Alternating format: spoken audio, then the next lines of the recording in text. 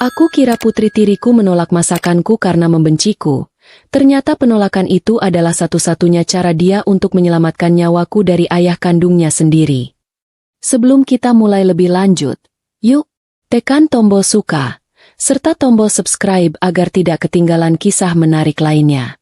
Dan jangan lupa absen asal kota Bapak Ibu di kolom komentar. Semoga rezeki kita semua dilancarkan, kesehatan kita diberkahi, dan keluarga kita selalu harmonis dalam lindungannya. Amin. Aku menatap langit senja dari balik kaca jendela, mencoba meyakinkan diriku bahwa inilah tempat segala kegagalan masa lalu akan terkubur. Udara di sini tipis dan dingin, membawa aroma khas pinus dan tanah basah, seolah-olah kota ini hidup di bawah selimut kabut abadi. Aku memejamkan mata sejenak, menghirup janji tentang sebuah awal yang baru, tentang rumah tangga yang utuh, tentang menjadi istri dan ibu yang sempurna, sebuah peran yang selalu gagal kuperankan di masa lalu. Rumah yang Arion pilihkan sangat besar, terbuat dari batu alam dan kayu gelap, menjanjikan kehangatan tetapi terasa dingin di bawah sentuhan jariku. Kami pindah seminggu lalu, dan sejak saat itu, aku berusaha mengisi setiap sudut yang kosong dengan tawa, aroma masakan, dan harapan, mencoba menyeimbangkan kehangatan karisma Arion dengan kesunyian yang dibawa oleh Lintang. Arion adalah pria yang membuatku percaya pada kesempatan kedua. Matanya selalu memancarkan keyakinan yang menenangkan, membuatku merasa aman dan dicintai, seolah semua kekacauan dalam hidupku hanyalah ria kecil yang pasti akan hilang di pelukannya.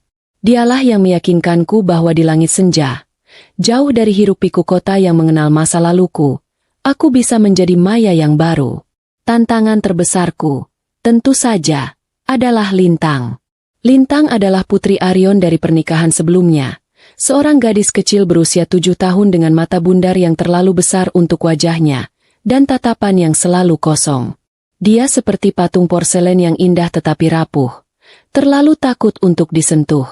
Ia nyaris tidak berbicara sejak kami tiba, hanya bergerak dalam keheningan, selalu memeluk erat boneka kelinci usang bernama Bunny. Kelinci itu sendiri tampak lebih tua darinya, dengan telinga yang lepek dan bulu yang sudah tipis, seolah Bunny telah menjadi wadah bagi semua ketakutan yang tidak bisa Lintang keluarkan. Aku berusaha keras. Aku mendekorasi kamarnya dengan tema luar angkasa, membelikannya buku-buku cerita yang lucu, bahkan mencoba mempelajari kartun kesukaannya. Semua usahaku seolah mental di dinding kaca. Aku tidak pernah bertemu penolakan sehalus dan sedalam yang Lintang tunjukkan. Dia tidak pernah membentak atau menangis. Dia hanya diam, menarik diri, membuatku merasa seolah kehadiranku di rumah ini hanyalah ilusi yang akan lenyap jika dia berkedip. Arion selalu berkata, dia hanya butuh waktu, sayang. Ibunya baru meninggal. Dia masih berduka. Jangan terlalu tegang. Aku tahu Arion benar, tetapi ada sesuatu dalam keheningan Lintang yang jauh lebih menusuk daripada duka biasa. Itu adalah keheningan yang penuh teror. Makan malam-malam ini adalah upaya perdanaku untuk memecah kebekuan yang sudah seminggu kami rasakan. Aku memasak sop buntut kesukaan Arion, dan untuk Lintang, aku membuatkan nugget ayam bentuk bintang dan kentang goreng, makanan yang kubaca paling disukai anak seusianya. Aku menata meja makan dengan taplak linen terbaik, menyalakan lilin beraroma vanila, menciptakan suasana yang kupikir pantas disebut keluarga bahagia. Piring kecil Lintangku beri hiasan potongan wortel berbentuk bunga. Aku duduk menunggu. Jantungku berdebar antara harapan dan kecemasan. Arion masuk, tersenyum cerah, memuji aroma masakanku seolah aku baru saja memenangkan kompetisi memasak tingkat nasional. Wah, istriku memang paling hebat, katanya, mencium keningku dan merangkulku hangat. Kehadirannya selalu seperti sinar matahari di hari yang mendung. Tetapi kehangatan itu tidak cukup untuk menghalau dinginnya tatapan Lintang yang berjalan pelan dari kamarnya. Lintang duduk di kursi, tepat di seberangku. Boneka Bunny diletakkan di pangkuannya. Dia melihat piringnya yang penuh warna, lalu menatapku, kemudian beralih ke Arion. Aku menahan napas. Keheningan yang terjadi terasa tebal dan berat, seolah udara pun menolak bergerak. Arion menyendok supnya, berusaha menciptakan suasana normal, tetapi Lintang tetap mematung. Aku berusaha tersenyum seramah mungkin, merasa pipiku sudah pegal karena terlalu lama tersenyum palsu. Lintang, ayo dimakan, sayang, ujarku lembut. Mama yang buat nugget bentuk bintang ini khusus untuk kamu. Lintang hanya menggeleng. Gerakannya sangat pelan, nyaris tak terlihat, tetapi penolakannya mutlak. Maaf, Mama. Lintang tidak lapar, katanya. Suaranya kecil dan serak, hampir seperti bisikan angin. Aku merasakan tusukan yang tajam di dadaku, bukan karena tersinggung, tetapi karena kecewa. Upayaku selama berjam-jam seolah dihancurkan oleh 3 kata yang diucapkan tanpa emosi. Aryon menoleh, kerutan muncul di dahinya. Loh, tadi di mobil kamu bilang mau makan. Nak, cobalah sedikit. Masakan Mama Maya enak. Loh. Lintang hanya menunduk. Matanya terpaku pada nugget berbentuk bintang di piringnya.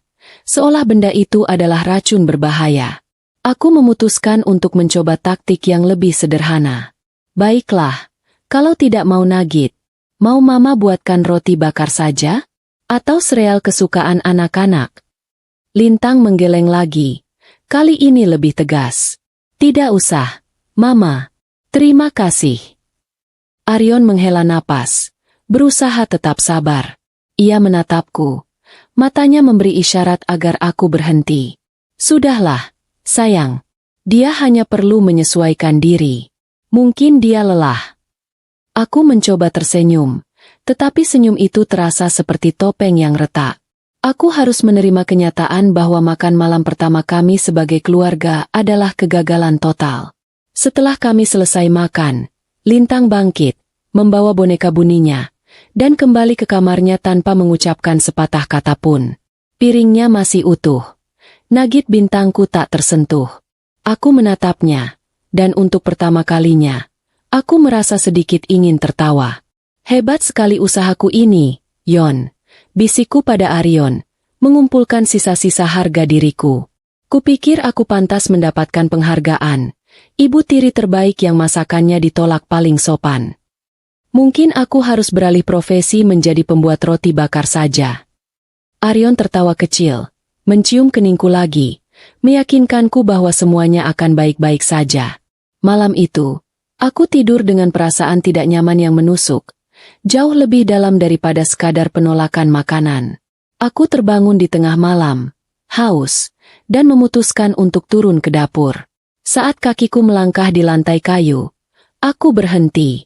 Di ambang pintu kamar kami, di lorong yang gelap gulita, ada sebuah siluet kecil yang berdiri mematung.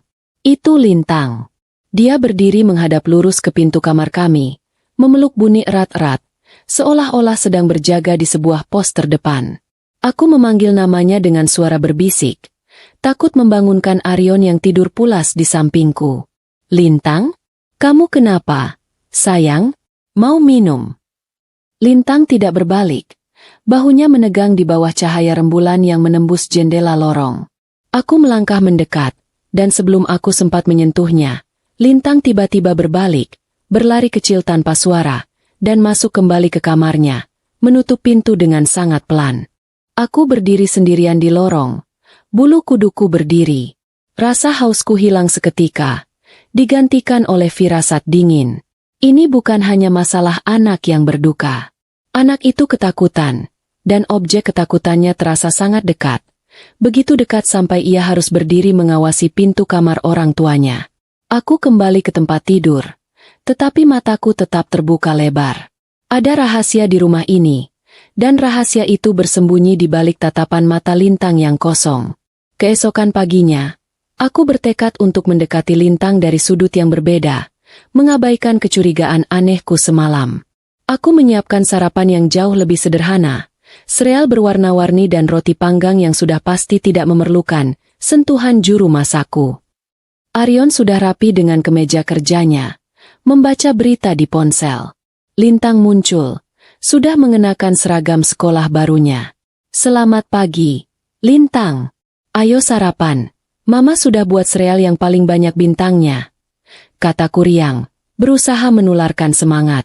Lintang berjalan ke meja makan, melihat sereal, melihat roti panggang, dan sekali lagi, menggeleng pelan. Maaf, Mama. Aku tidak lapar. Aku merasakan frustrasi menjalar, tetapi aku menahannya. Aku ingat pesan Arion untuk tidak memaksa. Lintang, kamu harus makan sesuatu sebelum sekolah.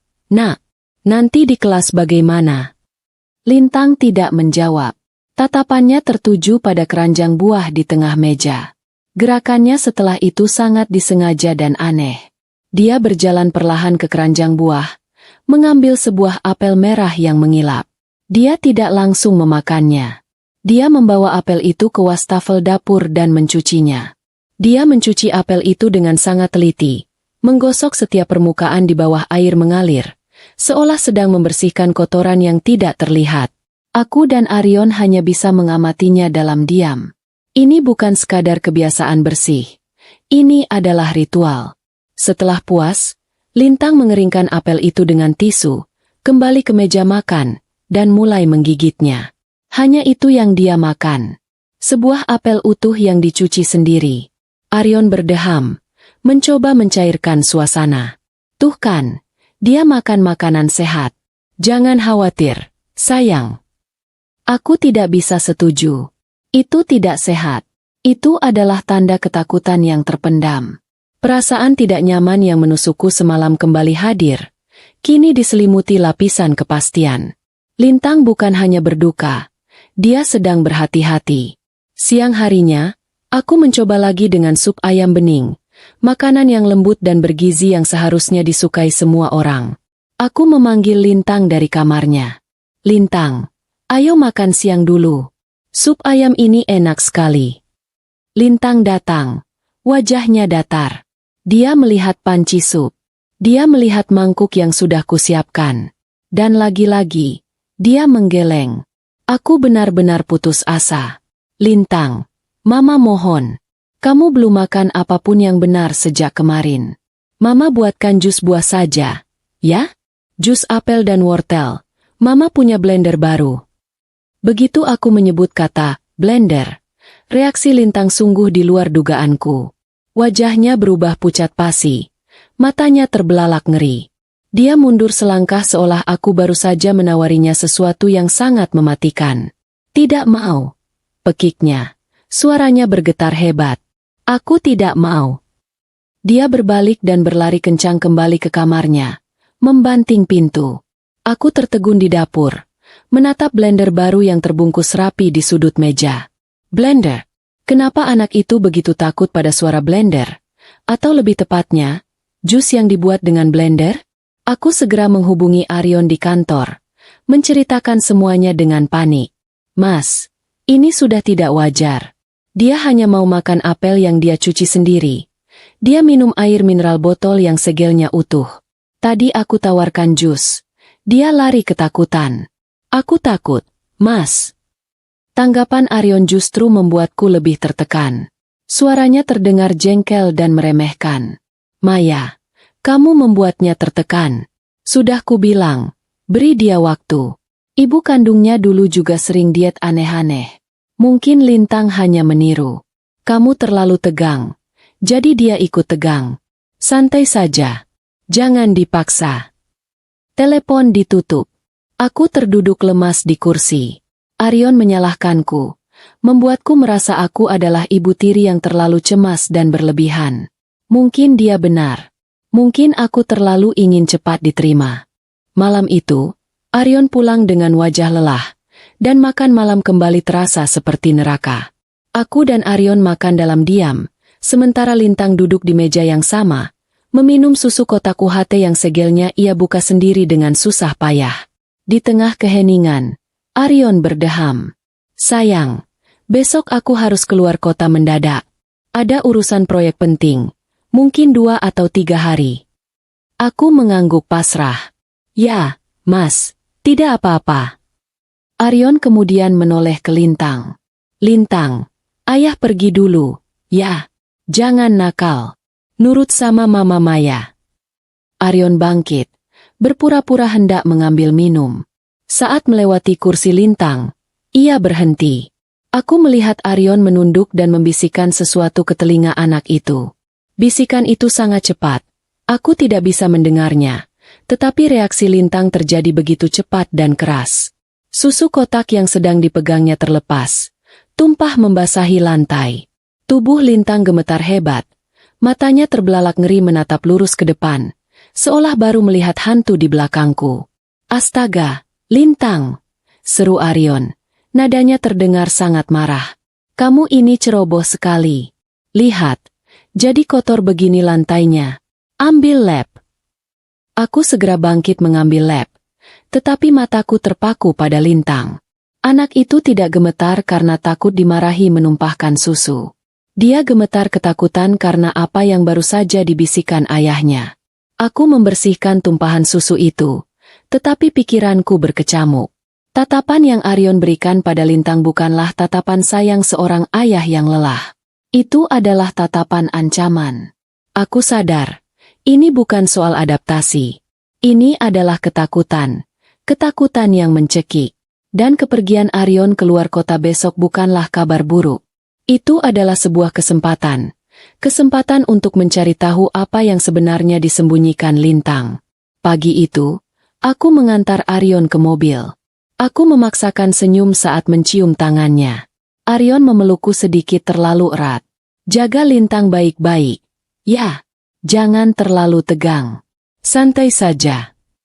Bisikan itu terdengar seperti nasihat, tetapi di telingaku, itu terdengar seperti perintah dan peringatan. Saat mobil Arion menghilang di tikungan langit senja, aku merasakan kelegaan yang aneh. Kelegaan itu segera berganti dengan kecemasan yang lebih besar. Aku berbalik di ambang pintu. Lintang berdiri memeluk Buni. Wajahnya pucat seperti biasa. Begitu mata kami bertemu, ia segera masuk kembali ke kamarnya. Rumah itu terasa sangat berbeda tanpa Arion. Jauh lebih sunyi, tetapi juga jauh lebih besar dan menakutkan. Aku merasa seperti berjalan di atas kulit telur. Aku mencoba menyibukkan diri dengan membersihkan rumah, menyiram tanaman, apapun untuk meredam pikiran burukku. Aku teringat lagi kata-kata Arion di telepon kemarin. Ibu kandungnya dulu juga diet aneh-aneh. Aku duduk di sofa, memijat pelipisku. Apakah aku yang salah? Apakah aku ibu tiri yang terlalu cemas? Aku sangat mencintai Arion dan ingin keluarga ini berhasil. Tetapi, bayangan mata Lintang yang penuh teror saat Arion berbisik padanya tadi malam menghapus semua keraguan. Tidak. Ini bukan imajinasiku. Suamiku telah membuat anak itu ketakutan. Siang hari, aku mencoba mengajak Lintang bermain, mengetuk pintu kamarnya. "Lintang, mau nonton film kartun di ruang tamu? Mama punya banyak film bagus." Hening sejenak, lalu terdengar suara Lintang dari balik pintu. "Tidak, Mama. Terima kasih. Aku mau di kamar saja." Aku menghela napas. Aku kembali ke ruang tamu sendirian. Aku merasa gagal total, bukan hanya sebagai ibu tiri, tetapi sebagai pelindung. Aku bisa melihat ada yang salah dengan anak itu, tetapi aku tidak tahu bagaimana cara menembus dinding ketakutan yang mengelilingi Lintang. Waktu berjalan sangat lambat. Aku terus-menerus melirik ke arah pintu kamar Lintang, berharap anak itu akan keluar, tetapi Lintang tidak keluar. Aku bahkan tidak yakin apa yang dilakukan anak itu di dalam kamar seharian. Menjelang sore, aku menyerah. Aku tidak akan memaksa Lintang makan masakanku lagi. Aku pergi ke minimarket terdekat di langit senja.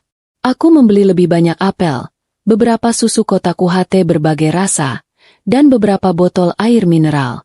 Aku menatap rak-rak berisi biskuit dan sereal.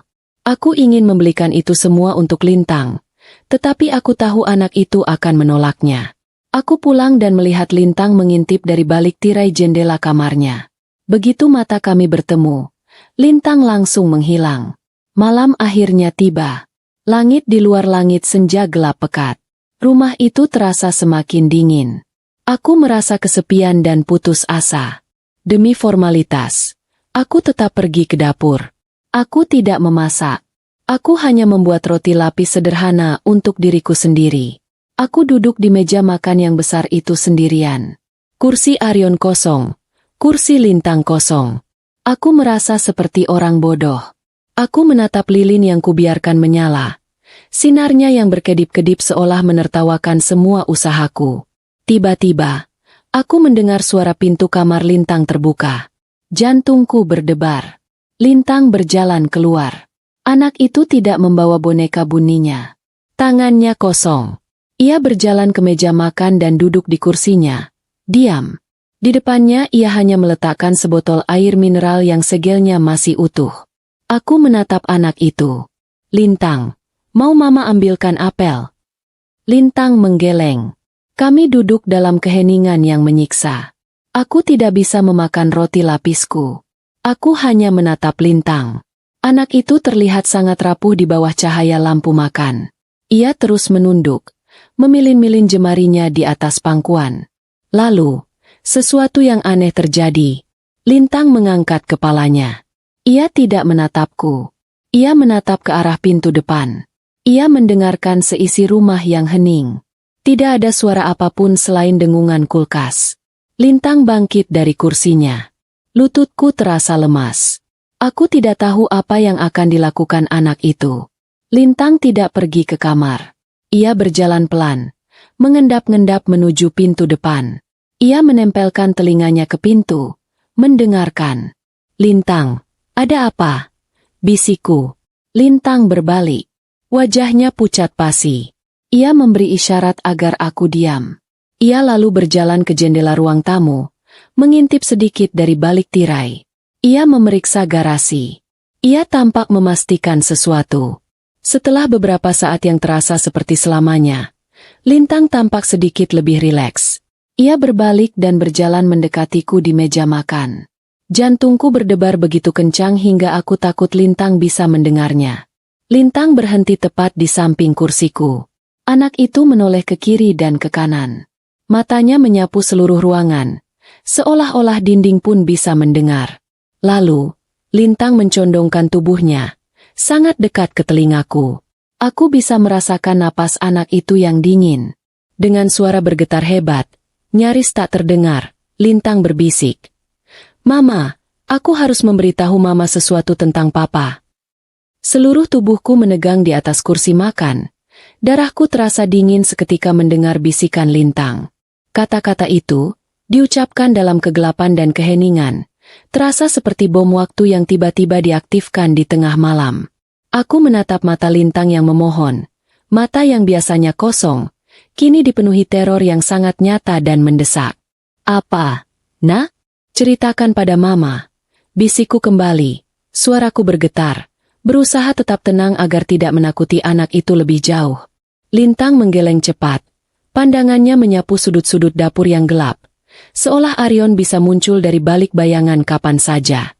Ketakutan Lintang begitu menular hingga aku mulai merasakan kecemasan yang sama. Kecemasan bahwa kami tidak sepenuhnya sendirian di rumah besar ini. Dia tahu.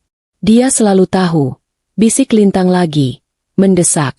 Genggamannya pada tanganku terasa dingin seperti es. Dan kekuatannya tidak seperti anak 7 tahun. Papa bohong. Dia tidak di luar kota. Dia bisa pulang kapan saja. Dia selalu mengawasi. Pernyataan itu mengirimkan gelombang kejutan murni ke tulang punggungku. Aku mulai berpikir bahwa mungkin Arion hanya pergi ke pinggiran langit senja. Atau mungkin dia berbohong. Hanya untuk menguji kami. Perasaan teror murni yang tiba-tiba menghantamku membuatku sadar bahwa ketakutan Lintang itu beralasan. Lintang tiba-tiba menarik tanganku. Memaksaku bangkit dari kursi. Jangan di sini, Mama. Cepat, sebelum dia benar-benar pulang. Aku membiarkan Lintang menarikku, bergerak cepat melintasi ruang tamu yang gelap, menaiki tangga kayu yang terasa berat di bawah kakiku. Setiap langkah terasa seperti memecahkan keheningan, dan aku yakin seluruh langit senja bisa mendengar detak jantungku yang memalu. Kemanapun kami pergi, aku mengikuti Lintang tanpa bertanya. Instingku sebagai seorang ibu, sebagai seorang penyintas, mengambil alih. Aku tahu kami sedang berjalan menuju sebuah kebenaran yang akan mengubah hidupku selamanya. Kami berhenti di depan pintu kamar Lintang yang dihiasi stiker bintang. Anak itu tidak langsung masuk. Ia berhenti, menoleh ke belakang, menyusuri lorong gelap menuju kamar utama. Kamar yang biasa kupakai tidur bersama Arion. Dia mendengarkan lagi, memastikan tidak ada suara lain selain napas kami berdua. Setelah yakin aman, Lintang membuka pintu kamarnya, menarikku masuk, dan segera mengunci pintu dari dalam. Suara, klik, kunci itu terdengar memekakan telinga di ruangan yang sunyi, seolah mengunci kami di dalam sebuah benteng yang rapuh. Kamar Lintang terasa seperti tempat perlindungan yang tidak seharusnya, didekorasi dengan penuh sukacita, kini diselimuti aura rahasia gelap.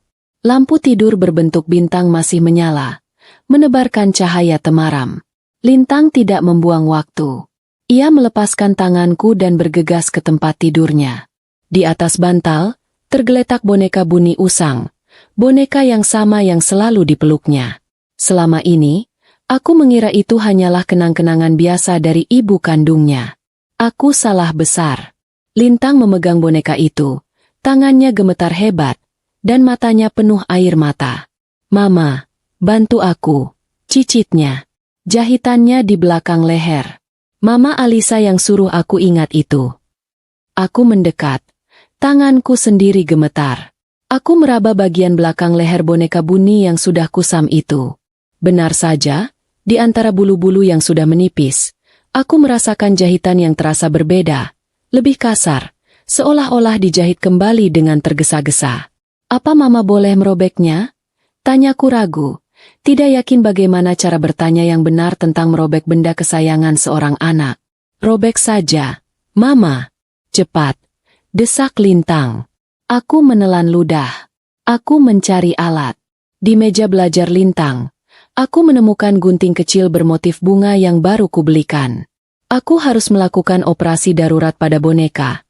Pikirku sedikit geli di tengah ketegangan yang mencekik. Baiklah. Ini mungkin kali pertama aku melakukan bedah minor pada benda mati. Sedikit humor kecil itu membantuku meredakan getaran di tanganku. Dengan hati-hati, aku mulai menggunting benang jahitan di leher boneka itu. Tanganku masih gemetar, membuatku kesulitan, tetapi aku memaksakan diri untuk fokus. Lintang berdiri di sampingku, menggigit bibirnya begitu keras hingga aku takut bibirnya akan berdarah. "Cepat, Mama," desaknya lagi.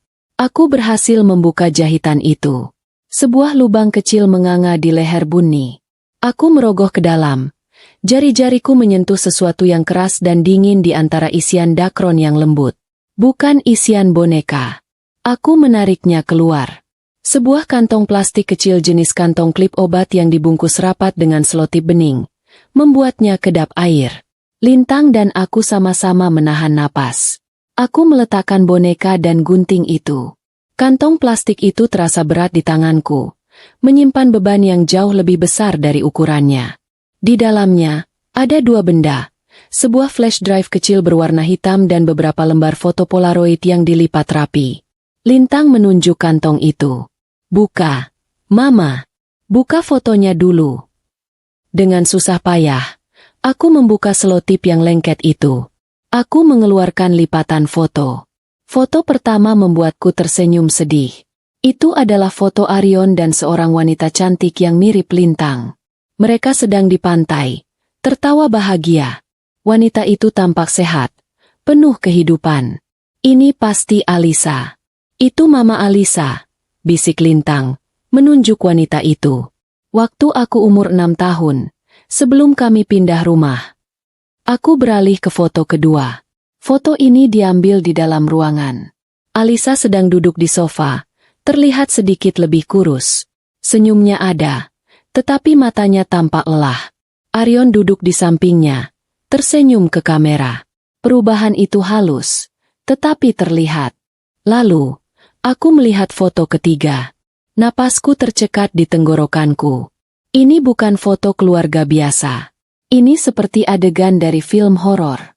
Foto itu sedikit buram, seolah diambil dengan tangan gemetar dalam cahaya redup.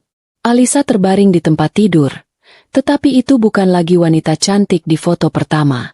Sosok di tempat tidur itu kurus, kering, seperti tengkorak yang berbalut kulit. Matanya terbelalak menatap lurus ke depan dengan ekspresi teror murni yang membeku. Dan di samping tempat tidur, ada tangan seorang pria.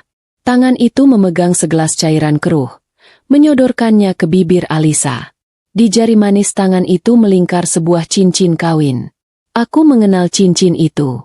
Cincin yang sama persis dengan yang dipakai Arion setiap hari. Ya Tuhan, desisku, tubuhku mendingin. Aku menjatuhkan foto itu seolah benda itu membakarku. Mama Alisa tidak sakit. Suara Lintang terdengar datar tanpa emosi, seolah ia telah menceritakan ini ribuan kali di kepalanya. Semua orang bilang mama sakit. Dokter bilang mama sakit. Tapi mama tidak sakit. Lintang mengambil foto terakhir itu dari lantai. Matanya menatap lurus ke mata ibunya yang terekam dalam gambar. Papa yang membuatnya sakit, lanjut Lintang. Papa memberinya obat setiap hari. Di dalam susu, di dalam jus. Papa bilang itu vitamin biar cepat sembuh. Aku terhuyung mundur. Aku menabrak dinding. Kakiku lemas. Aku teringat Lintang yang menolak sereal dan makanan olahan. Aku teringat Lintang yang histeris saat aku menawarkan jus blender. Aku teringat Lintang yang hanya mau minum dari botol yang disegelnya sendiri. Papa bilang, kalau aku cerita ke siapa-siapa, dia akan memberikan obat yang sama ke aku. Kata Lintang, suaranya kini pecah oleh tangis yang tertahan. Aku menatap flash drive hitam yang masih tergeletak di atas tempat tidur. Bukti kedua, Lintang. Apa isi flash drive itu? Tanyaku. Suaraku nyaris tak terdengar. Lintang menatap flash drive itu dengan ketakutan yang sama. Aku tidak tahu. Mama Alisa menyuruhku mengambilnya dari laci papa dan menyembunyikannya. Dia bilang, kalau papa memberimu obat, lari. Bawa ini. Cari orang baik. Aku menatap gadis kecil di depanku. Gadis kecil yang telah hidup dalam neraka sendirian. Selama seminggu terakhir, dia tidak sedang beradaptasi. Dia sedang berusaha melindungiku. Aku meraih Lintang, memeluk anak itu erat-erat. Kamu sudah menemukan orang baik itu, sayang. Bisikku, air mataku mengalir deras. Kamu aman sekarang. Mama tidak akan biarkan dia menyentuhmu. Syokku berubah menjadi kemarahan yang dingin. Aku melepaskan pelukan, menatap flash drive itu dengan tatapan mengeras. Lintang sudah benar. Ibunya tidak sakit. Ibunya dibunuh. Dan pembunuhnya adalah Arion, suamiku. Kita harus lihat isinya sekarang, ujarku. Kali ini suaraku tidak lagi gemetar. Suaraku dingin, datar, dan penuh tekad. Aku mengambil napas dalam-dalam, menatap flash drive hitam di tanganku yang terasa berat seperti menyimpan beban seluruh dunia. Di tengah syok yang masih melumpuhkan, pikiranku mulai bekerja dengan kecepatan yang dingin dan jernih. Kami harus melihat isinya, dan untuk itu, aku butuh laptopku yang tergeletak di ruang tamu, lantai bawah, terlalu dekat dengan pintu depan. Laptop mama di mana? Tanyaku.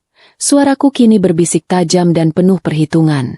Lintang yang masih gemetar, tampak berpikir. Tadi mama pakai di ruang tamu. Sarafku langsung menegang. Ruang tamu. Terbuka. Terlalu dekat dengan jalanan. Itu tempat yang paling berbahaya di rumah ini. Lintang langsung panik. Menarik-narik ujung bajuku. Jangan ke sana, Mama. Jangan tinggalin aku. Nanti Papa datang. Papa bisa melihat dari jendela. Aku memegang kedua bahu mungil Lintang, mencoba menenangkan teror yang kurasakan bersama. Lintang, dengarkan Mama. Mama harus ambil laptop itu. Kita harus lihat apa lagi yang ada di flash drive ini. Ini satu-satunya bukti kita. Mama janji. Mama akan lari secepat kilat. Kamu kunci pintunya dari dalam. Jangan buka untuk siapapun selain Mama. Mengerti? Mata Lintang yang basah kuyup menatapku, mencari kepastian. Dia mengangguk. Ada percikan keberanian di matanya, mencerminkan tekad baruku. Lintang adalah saksi. Tetapi sekarang ia adalah sekutuku. Aku membuka kunci pintu kamar, menyelinap keluar, dan Lintang segera menguncinya lagi dari dalam. Aku berdiri sendirian di lorong lantai atas yang gelap. Aku menahan napas. Suara detak jam di ruang tamu terdengar seperti dentuman palu godam yang memekakan telinga. Aku teringat bisikan Lintang. Dia selalu mengawasi. Aku harus bergerak. Tetapi aku merasa ribuan mata Arion mengawasiku dari kegelapan di luar. Aku berlari. Aku menuruni tangga tanpa suara. Kakiku nyaris tidak menyentuh anak tangga. Laptopku ada di sana, di atas meja kopi, persis di tempat aku meninggalkannya tadi siang. Jendela besar ruang tamu menghadap ke jalan. Gordennya sedikit terbuka. Aku merasakan seolah Arion ada di luar sana, berdiri di balik pohon pinus, mengawasiku, menertawakanku. Aku memaksa diri untuk fokus. Aku menyambar laptop itu, tidak mempedulikan kabel chargernya yang tertarik. Aku berbalik dan berlari kembali ke tangga. Setiap langkahku menaiki tangga terasa berat. Lantai kayu berderit pelan di bawah kakiku. Suaranya terdengar memekakan telinga di rumah yang sunyi, dan aku yakin Arion pasti mendengarnya dimanapun suaminya itu berada. Aku sampai di depan pintu kamar Lintang. Aku mengetuk pelan, 3 kali, pola yang sudah kami sepakati secara instan. Lintang, ini Mama. Buka. Suara kunci diputar, pintu terbuka sedikit, dan tangan Lintang menarikku masuk. Pintu dibanting dan dikunci lagi. Aku bersandar di pintu, mengatur napas yang terengah-engah. Laptop itu terasa dingin di tanganku. Kami berhasil. Aku duduk di lantai, bersandar di tempat tidur. Lintang duduk meringkuk di sampingku, memeluk boneka Bunny yang sudah robek itu. Cahaya dari layar laptop menerangi wajah kami yang tegang. Suara startup sistem yang biasanya ramah kini terdengar mengerikan, seolah mengumumkan malapetaka. Aku segera mengecilkan volume. Tanganku gemetar saat memasukkan flash drive hitam itu ke port USB. Sebuah drive baru muncul di layar. Isinya hanya beberapa file video dan 1 folder. Nama file-filenya diberi nama aneh. Dapur 01 MP4. Kamar Mama Alisa 01 MP4. Dapur 02 MP4. Aku menelan ludah. Lintang, mungkin kamu tidak usah lihat ini, ujarku, berusaha melindungi matanya. Aku harus, kata Lintang, suaranya tegas. Aku harus tahu Mama Alisa benar. Aku mengklik file pertama. Dapur 01 MP4. Video itu terbuka. Gambarnya agak buram. Diambil dari sudut tinggi. Aku menduga itu adalah kamera pengawas di dapur rumah lama mereka, tempat yang sering diceritakan Arion. Lalu, Arion masuk ke dalam bidikan kamera. Jantungku mencelos. Itu Arion, tersenyum kecil, bersenandung pelan. Dia terlihat santai. Persis seperti Arion yang kukenal setiap pagi. Dia membuka lemari dapur, mengambil segelas jus jeruk yang sudah disiapkan di meja. Lalu, ia membuka lemari lain, lemari obat. Ia mengeluarkan sebuah botol kecil berwarna coklat tanpa label. Aku menahan napas. Arion membuka botol itu, mengeluarkan beberapa butir pil putih. Dengan sangat tenang, ia mengambil pelumat obat yang kecil, menghancurkan pil-pil itu menjadi bubuk putih halus. Ia melakukannya dengan ahli, seperti seorang apoteker. Lalu bubuk itu ia tuangkan ke dalam jus jeruk. Ia mengaduknya perlahan dengan sendok, bersenandung pelan. Setelah bubuk itu larut, ia mengangkat gelas itu, tersenyum pada dirinya sendiri di pantulan jendela, lalu berjalan keluar dari dapur. Aku merasakan mual yang hebat. Ya Tuhan, itu obatnya, bisik Lintang di sampingku. Dia selalu membuatnya di dapur saat Mama Alisa sedang mandi pagi. Aku menutup mataku sejenak, tetapi aku harus tahu. Aku harus melihat semuanya. Aku mengarahkan kursor ke file kedua. Kamar Mama Alisa 01 MP4. Ini lebih buruk. Jauh lebih buruk. Video ini juga dari sudut tinggi, di kamar tidur. Alisa kini terbaring lemah di tempat tidur. Ia sangat kurus. Matanya cekung. Pintu terbuka. Arion masuk, membawa gelas jus jeruk tadi. Minum, sayang. Suara Arion terdengar di video. Suaranya lembut, penuh kasih. Suara yang sama yang ia gunakan saat memanggilku. Ini obatmu, biar kamu cepat sembuh. Alisa menggeleng lemah. Pahit. Aku tidak mau lagi, Mas. Rasanya aneh. Perutku sakit. Wajah Arion yang tadinya tersenyum berubah. Senyumnya lenyap. Matanya menjadi dingin. Kamu harus minum. Dokter bilang kamu harus minum. Jangan bandel. Saat Alisa tetap menolak, Arion melakukan sesuatu yang membuatku menjerit tertahan di dalam hati. Dengan satu tangan, Arion mencengkeram rahang istrinya. Dengan tangan yang lain, ia menutup hidung wanita itu. Alisa terbatuk, meronta, tetapi ia terlalu lemah. Tubuhnya megap-megap mencari udara. Saat itulah, saat mulutnya terbuka untuk bernapas, Arion menuangkan jus beracun itu ke tenggorokannya. Alisa tersedak, terbatuk hebat, tetapi Arion terus memaksanya, memegang rahangnya erat-erat sampai gelas itu kosong. Nah, begitu kan, pintar, kata Arion, mengelap bibir istrinya dengan tisu. Ia tersenyum lagi. Sekarang istirahat. Arion bangkit, merapikan bajunya, dan keluar dari kamar. Video itu terus berjalan, menunjukkan Alisa yang menangis tanpa suara di tempat tidur, memegangi perutnya yang kesakitan. Lintang menjerit. Bukan jeritan keras, tetapi jeritan tertahan yang penuh kepedihan yang ia pendam di bantal boneka buninya. Dia melakukannya setiap hari. Mama, setiap hari sampai Mama berhenti bergerak, sampai Mama tidur dan tidak bangun lagi. Aku membeku. Pria yang kucintai, pria yang tidur di sampingku, pria yang kupercayai.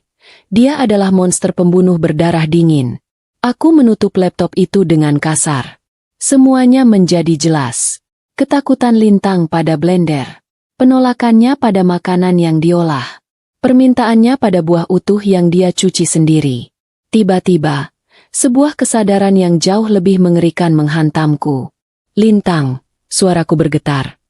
Kamu tidak mau makan masakan Mama bukan karena kamu tidak suka Mama, kan? Lintang mengangkat wajahnya yang basah kuyup. Kamu takut Papa meracuni Mama juga? Lintang tidak perlu menjawab. Ia hanya mengangguk pelan. Tangisnya pecah. Jantungku serasa berhenti berdetak. Itu bukan tentang Lintang. Itu tidak pernah tentang Lintang. Anak ini, gadis kecil yang trauma ini, selama seminggu terakhir dia tidak sedang beradaptasi. Dia sedang berusaha melindungiku. Syok yang kurasakan membeku, digantikan oleh hawa dingin yang menusuk. Kemarahan murni yang belum pernah kurasakan seumur hidupku. Pria itu tidak hanya membunuh istri pertamanya. Dia menyiksa Lintang secara mental. Dan dia sedang bersiap membunuhku. Dia tidak akan lolos, desisku. Aku membuka kembali laptop. Aku harus tahu sisa ceritanya. Selain file video, ada satu folder di flash drive itu. Namanya sederhana, dokumen penting.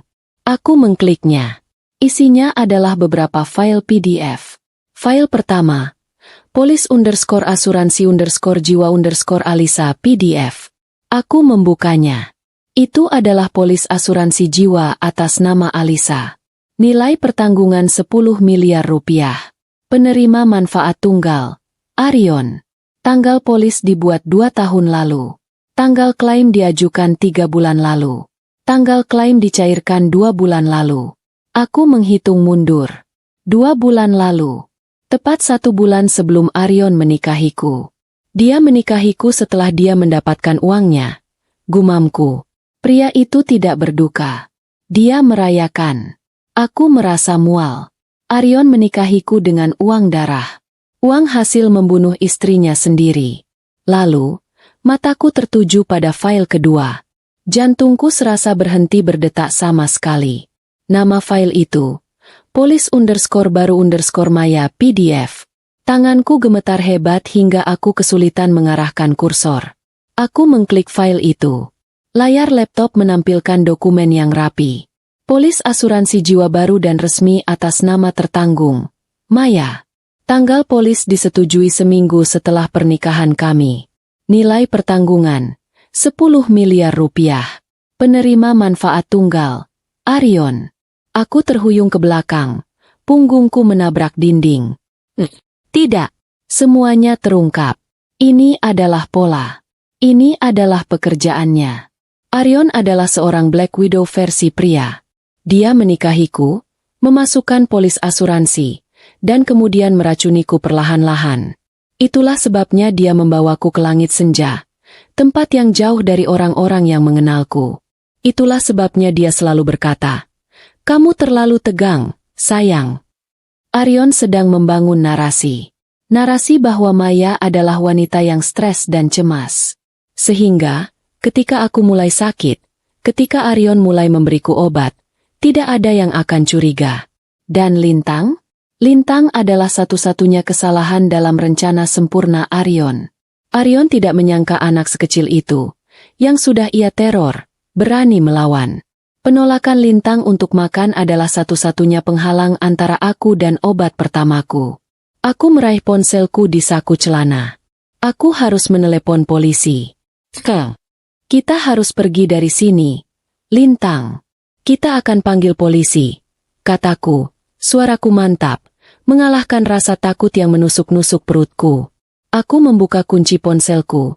Jariku gemetar saat mencari ikon telepon. Aku harus menelepon nomor darurat. Aku harus menelepon 110. Aku butuh bantuan. Aku butuh saksi.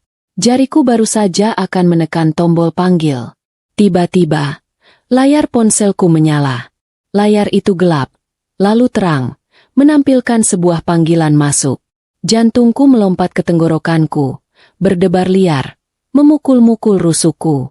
Aku dan Lintang menatap layar itu dengan ngeri yang membeku. Sebuah nama tertera di sana, bersinar di kegelapan kamar. Arion, suamiku. Pria itu menelepon. Saat ini juga, Lintang yang melihat nama itu menjerit tanpa suara. Kedua tangannya menutup mulutnya rapat-rapat. Aku membeku. Ponsel itu bergetar hebat di tanganku. Terasa seperti bom waktu yang siap meledak di genggamanku. Arion tidak di luar kota. Aku yakin itu. Dia pasti ada di dekat sini. Mungkin dia di luar rumah. Mungkin dia sudah tahu.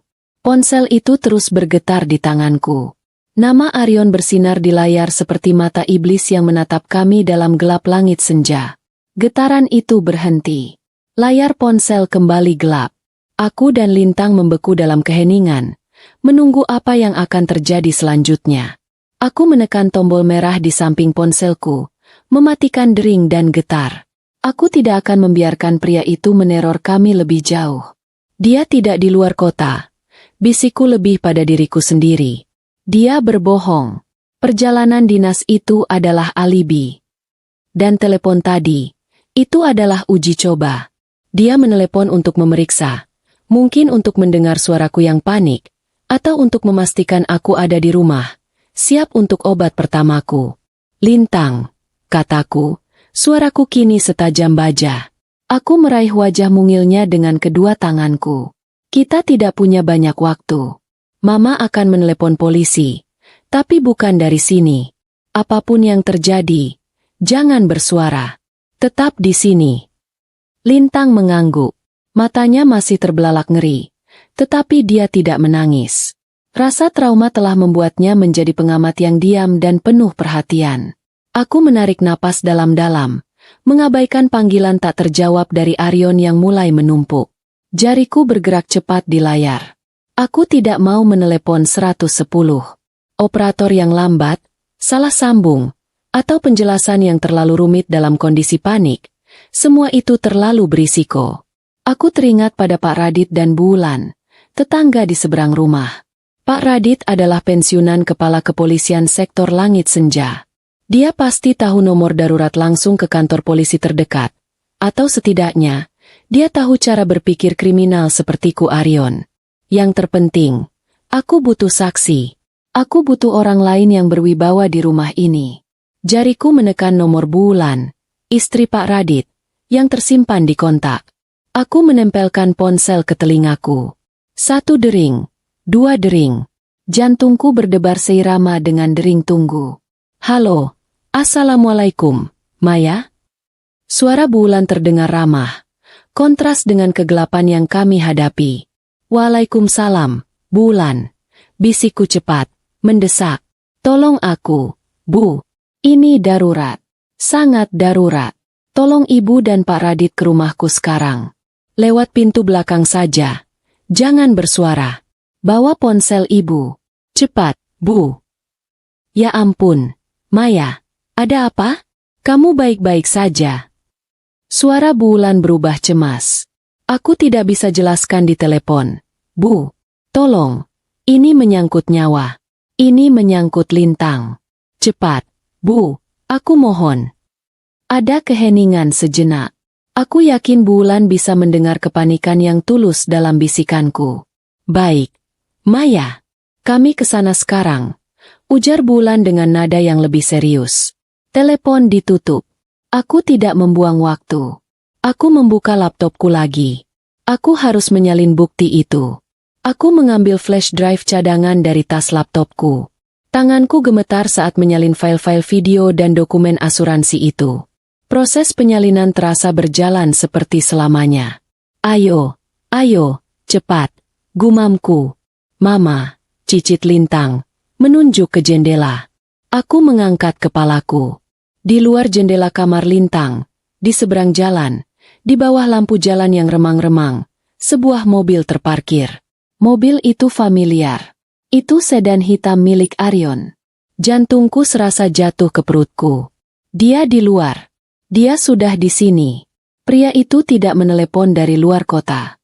Dia menelepon dari seberang jalan, mengawasi rumah, mengawasi jendela kamar Lintang. Ponselku bergetar lagi di saku. Panggilan dari Arion. Jangan dijawab. Desisku. Aku menekan tombol tolak. Proses penyalinan selesai. Aku mencabut kedua flash drive itu. Flash drive asli, bukti dari Alisa. Aku masukkan ke dalam saku jubah tidurku yang dalam.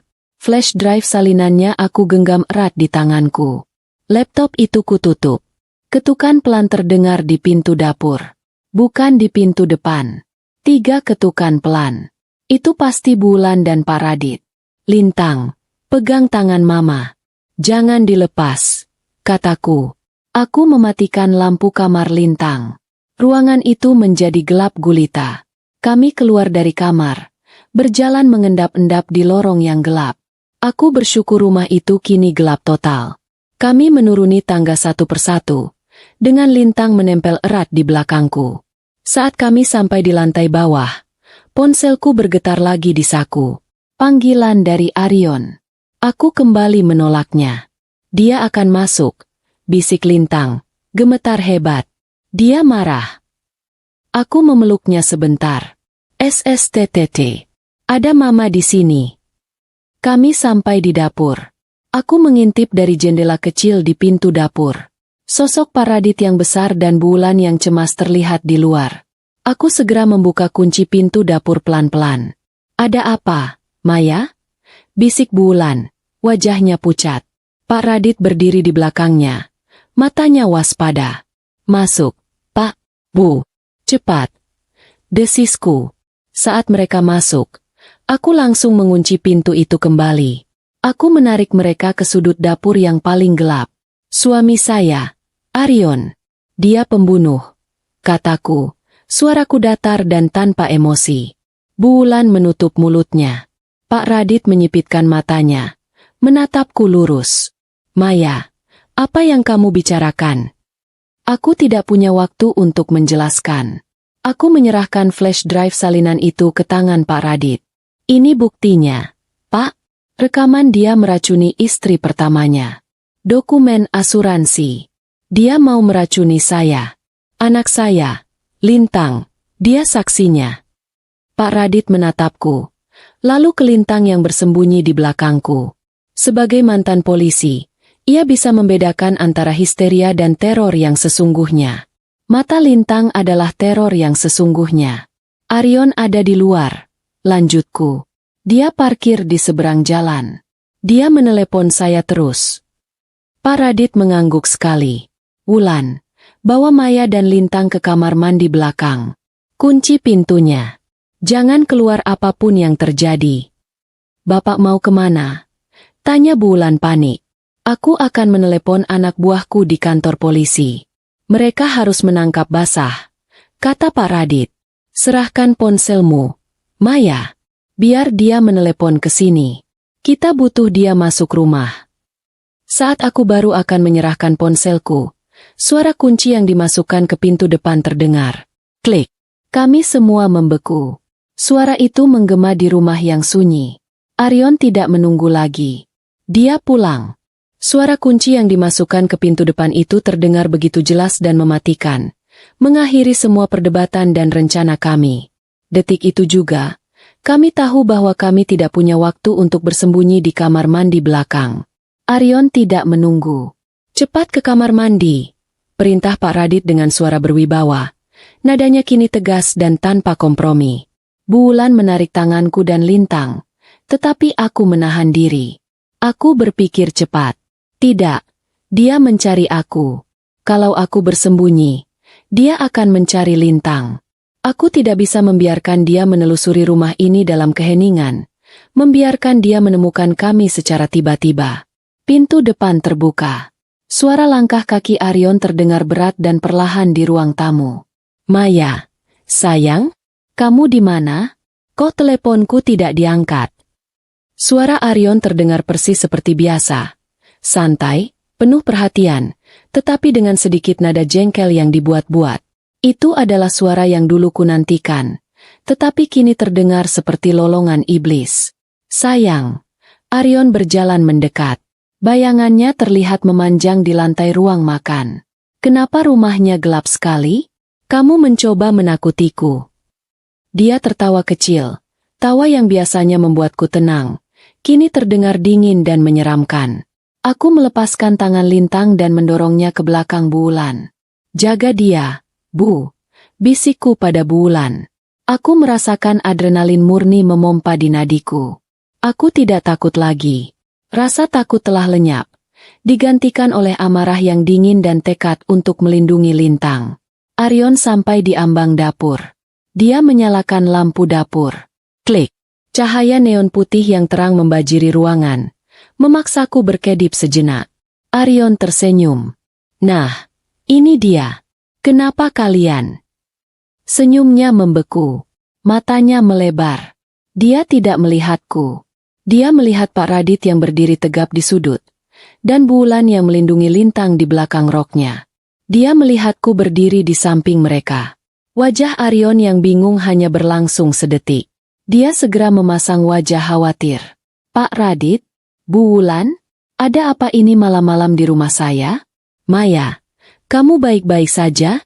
Kenapa mereka di sini? Aryon melangkah maju. Tangannya terulur seolah ingin melindungiku, memainkan peran suami yang bingung. Aku mundur selangkah, menabrak Bu Wulan. Berhenti di situ, Aryon, kata Pak Radit. Suaranya tenang, namun berat. Suara yang hanya dimiliki oleh seorang mantan penegak hukum yang tahu kapan harus bertindak. Loh, Pak, ada apa ini? Aryon tertawa canggung. Maya, kamu panggil mereka? Ada maling? Kamu menakuti lintang. Tahu? Permainanmu sudah selesai, kataku. Suaraku bergetar, tetapi kuat. Menatap lurus ke matanya yang kini mulai berubah. Aku tahu apa yang kamu lakukan pada istri pertamamu. Keheningan total menggantung di udara. Senyum di wajah Aryon perlahan-lahan menghilang. Matanya yang tadinya hangat dan karismatik berubah menjadi dingin, datar, dan mati. Topeng itu telah dilepas. Dia tidak lagi menatapku. Matanya tertuju lurus pada lintang yang mengintip dari balik Bu Wulan. Di luar, tanpa suara, dua mobil polisi berhenti di depan rumah. Lampu rotator mereka sengaja tidak dinyalakan. Wajah Aryon yang sesungguhnya kini terlihat. Tidak ada lagi suami yang penuh kasih. Yang berdiri di dapur itu adalah predator yang terpojok. Dia menatap lintang dengan kebencian murni. Kamu! Desis Aryon. Suaranya berubah lebih rendah dan mengancam. Anak bodoh. Seharusnya aku memberimu obat itu lebih dulu. Bu Wulan menjerit pelan, menarik lintang lebih erat ke belakangnya. Aryon, teriakku. Amarahku mengalahkan rasa takutku. Kamu monster. Kamu meracuninya pelan-pelan demi uang asuransi 10 miliar. Mata Aryon menyipit. Bagaimana kamu tahu? Dia melirik ke arahku, lalu ke flash drive yang kugenggam erat. Ah, flash drive itu. Alisa yang malang. Kupikir aku sudah menghancurkan semua salinannya. Anda sudah ditahan, Aryon, kata Pak Radit, melangkah maju. Ia memposisikan dirinya di antara Aryon dan kami para wanita. Menyerahlah dengan tenang. Ditahan? Ditahan oleh siapa? Pensiunan. Aryon tertawa lagi. Kali ini lebih keras. Dia menatap Pak Radit.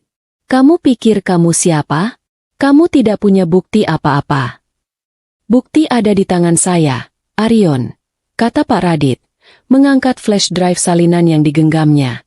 Dan di kantor polisi, termasuk polis asuransi 10 miliar atas nama Maya. Wajah Aryon berubah pucat pasi, lalu memerah karena amarah. Dia tahu dia kalah. Rencana sempurnanya hancur berantakan karena seorang anak kecil dan tetangga yang ikut campur. Tidak, geram Aryon. Kalian tidak akan mengambil apapun dariku. Tepat pada saat itu, pintu depan didobrak. Polisi! Jangan bergerak. 4 petugas berseragam menyerbu masuk rumah. 2 petugas langsung menuju dapur. Aryon terkejut. Dia terpojok. Tangan di atas kepala. Sekarang, bentak seorang petugas. Aryon menatap petugas polisi, menatap Pak Radit, lalu menatapku. Matanya penuh kebencian. Lalu, dia melihat lintang yang masih gemetar di belakang bulan. Dalam sepersekian detik, keputusan iblis terlintas di matanya. Jika dia harus hancur, dia akan membawa sumber masalahnya bersamanya. Lintang, teriak Aryon. Dia tidak menyerang polisi. Dia tidak menyerangku. Dengan kekuatan yang tidak terduga, dia menerjang ke samping, melewati Pak Radit. Tangannya terulur bukan untuk memukul, tetapi untuk mencengkeram. Targetnya adalah lintang. Tidak, jeritku. Semua terjadi begitu cepat. Bulan menjerit dan mencoba menarik lintang. Pak Radit berbalik mencoba menghalangi, tetapi aku lebih cepat. Didorong oleh adrenalin murni dan amarah seorang ibu. Aku menerjang Aryon. Aku tidak peduli pada tubuh besarnya. Aku menabrakkan diriku ke sisi tubuh Aryon dengan sekuat tenaga. Tabrakan itu membuat Aryon kehilangan keseimbangan. Cengkeramannya meleset dari lintang, hanya mengenai ujung bahu bulan. Hentikan! 2 polisi langsung menubruk Aryon, membantingnya ke lantai dapur yang dingin. Suara gedebuk keras terdengar, diikuti suara erangan marah Aryon. Lepaskan aku. Dia yang gila. Mereka semua gila. Aryon meronta-ronta di lantai. Seorang petugas menekan lututnya ke punggung. Petugas lainnya dengan cepat memborgol tangan Aryon di belakang punggungnya. Aryon, kata petugas itu, membacakan haknya. Anda ditahan atas dugaan pembunuhan berencana terhadap istri pertama Anda dan percobaan pembunuhan. Aryon berhenti meronta. Dia terbaring diam di lantai. Wajahnya menempel di keramik. Aku terengah-engah, bersandar di dinding. Kakiku lemas. Bulan menangis sambil memeluk lintang yang juga menangis dalam diam. Bawa dia, kata Pak Radit kepada petugas. 2 petugas mengangkat Aryon. Pria itu kini tampak kalah. Topeng karismatiknya hancur. Mereka menyeretnya keluar dari dapur, melewati ruang tamu. Saat dia melewati aku, Aryon berhenti sejenak. Dia menoleh, menatapku lurus di mata. Kebencian di matanya begitu pekat, begitu murni, hingga aku merasa kedinginan. Ini belum selesai, Maya, desis Aryon. Suaranya pelan namun mematikan. Kamu tidak akan pernah bisa membuktikannya di pengadilan. Anak itu, dia hanya anak kecil yang berhalusinasi. Dia tersenyum sinis. Kamu akan menyesal telah melawanku. Kamu, dan anak sialan itu. Petugas mendorongnya maju. Aryon diseret keluar dari rumah, menuju kegelapan langit senja yang kini disinari lampu rotator polisi. Aku tetap berdiri mematung. Ancaman terakhir Aryon menggema di telingaku. Keheningan kembali menyelimuti dapur, tetapi kali ini, keheningan itu terasa berbeda, berat, kotor, dan penuh trauma, namun juga ada kelegaan yang luar biasa. Aryon telah pergi, diseret menjauh oleh keadilan yang ia coba hindari. Aku berdiri mematung di tengah kekacauan, napasku terengah-engah, masih merasakan getaran amarah dari benturan tubuhku dengan Aryon.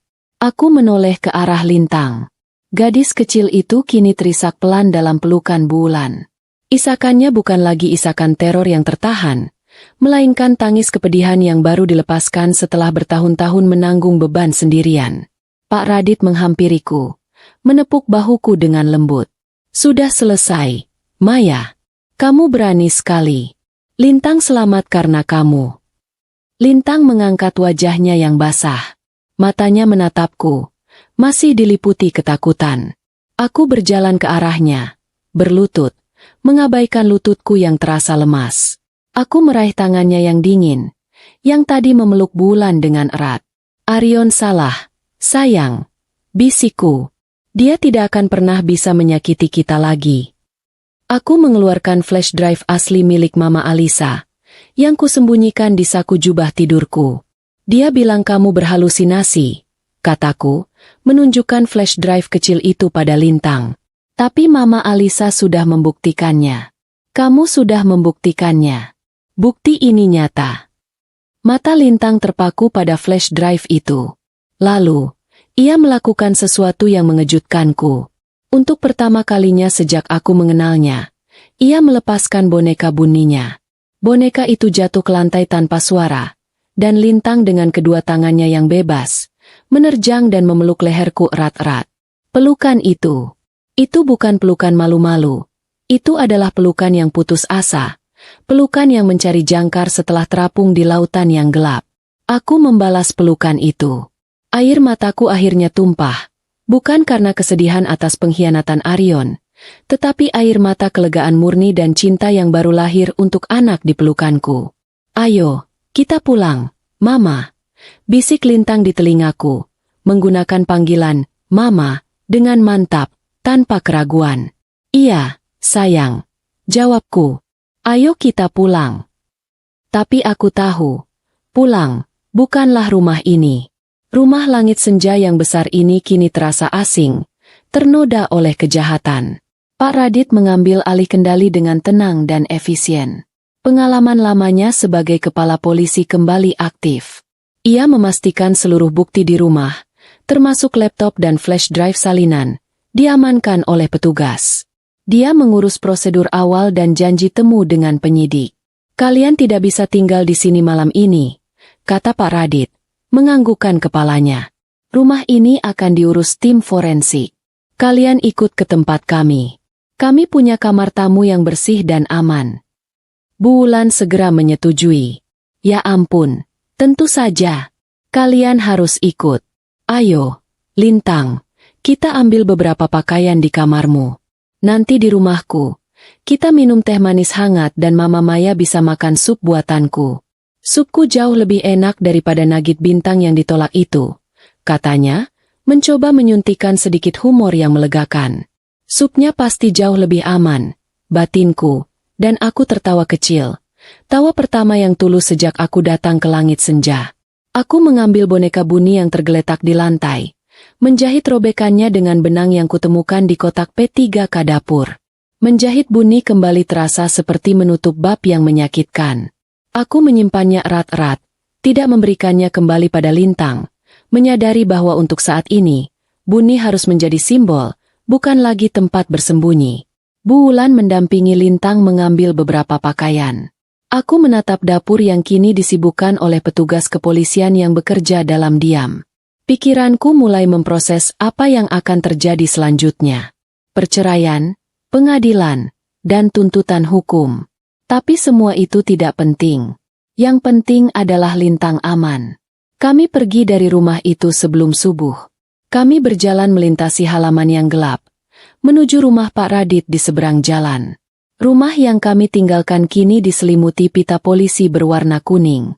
Rasanya seperti melarikan diri dari sebuah adegan film yang mengerikan.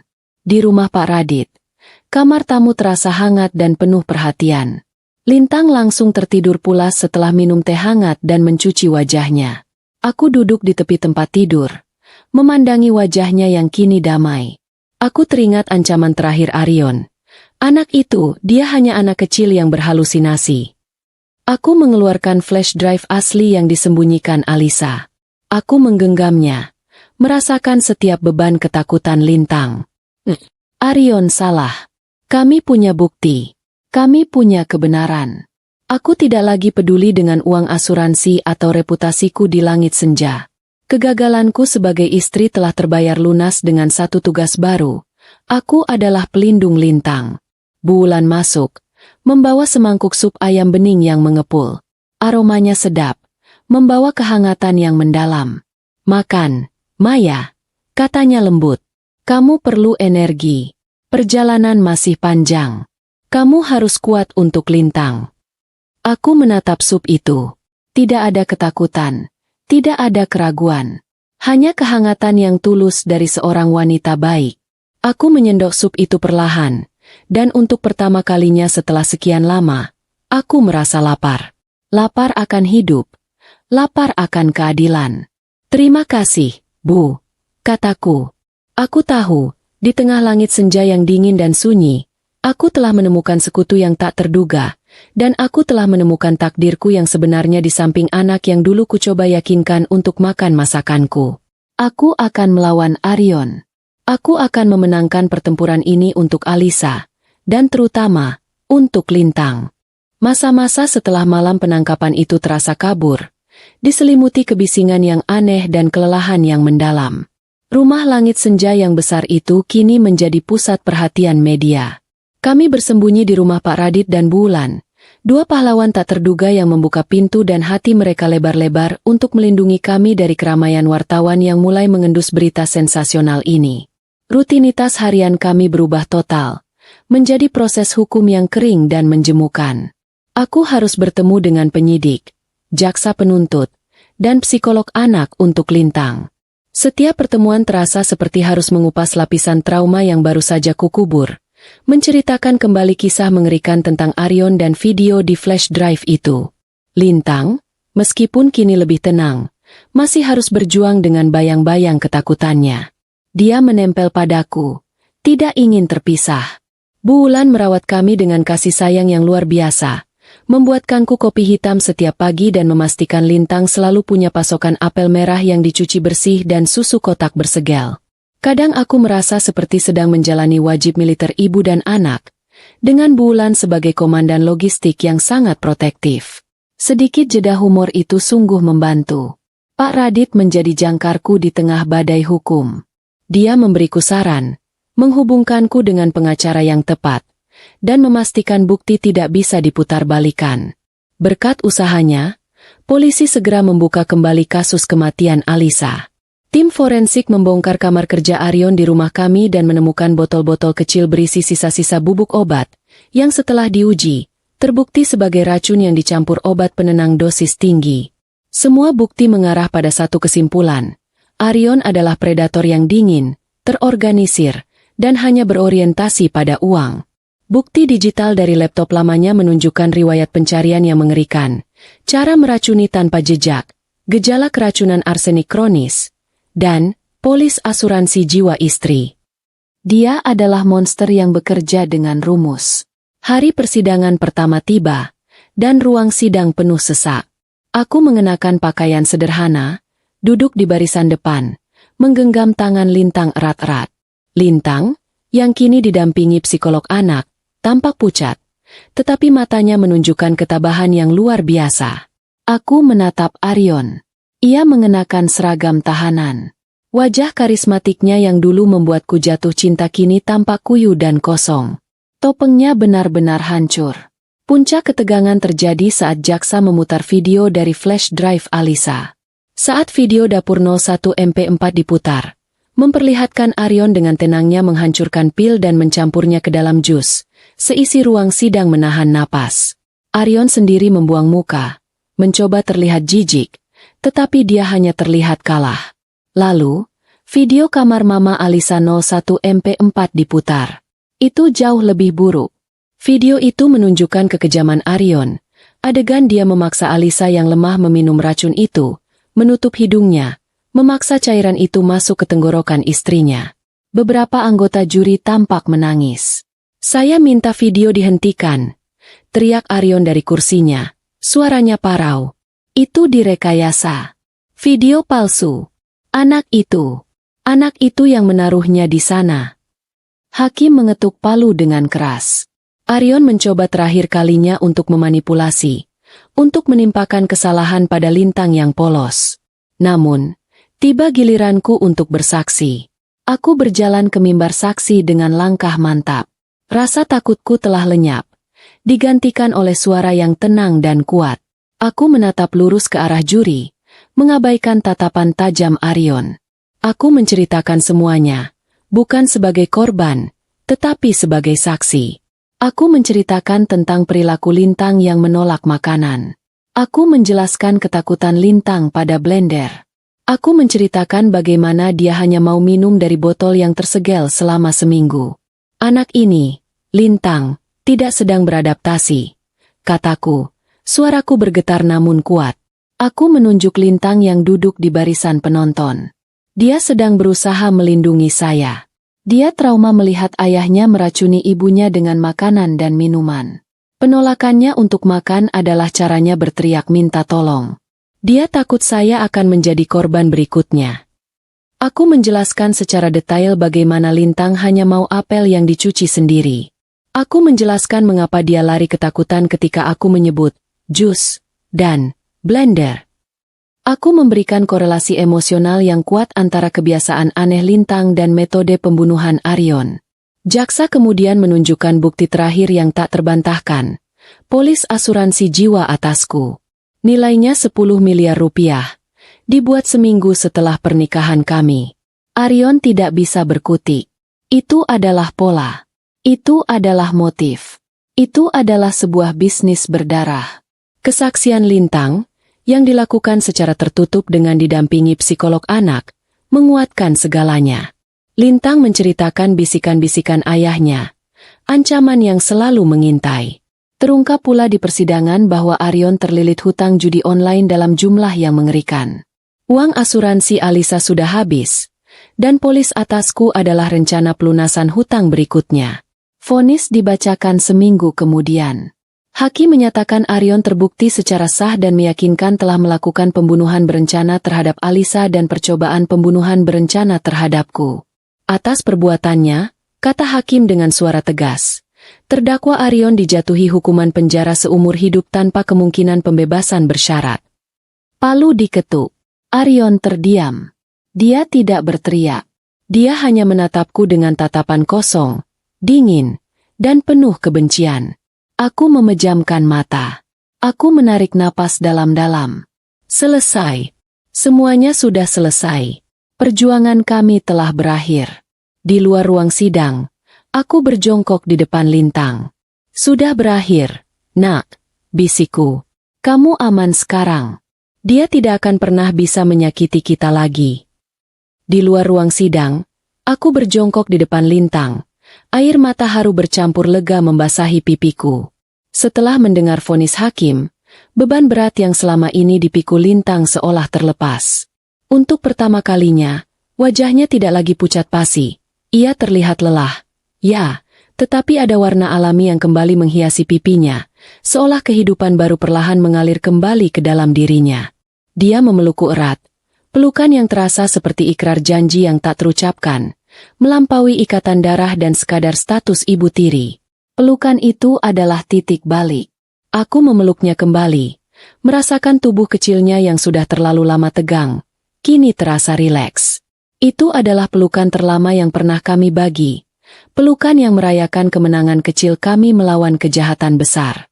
Masa-masa setelah vonis itu terasa seperti memulai lembaran buku yang baru dan bersih, namun penuh hati-hati. Rumah langit senja yang besar itu, yang telah menjadi saksi bisu teror dan rencana jahat Arion, kini benar-benar harus kami tinggalkan. Rumah itu disita oleh bank untuk menutupi sebagian kecil dari hutang-hutang judi Arion yang menggunung. Aku tidak merasakan kehilangan apa-apa. Sebaliknya, aku merasa lega karena jejaknya telah dihapus. Aku bahkan tidak berani mengambil barang-barangku sendiri. Biarlah semua kenangan buruk itu terkubur bersama dinding-dinding batu dingin itu. Uang asuransi jiwa Alisa, yang coba dicuri oleh Arion, melalui proses hukum yang rumit, akhirnya dibekukan dan dialihkan sepenuhnya ke Lintang sebagai ahli waris yang sah.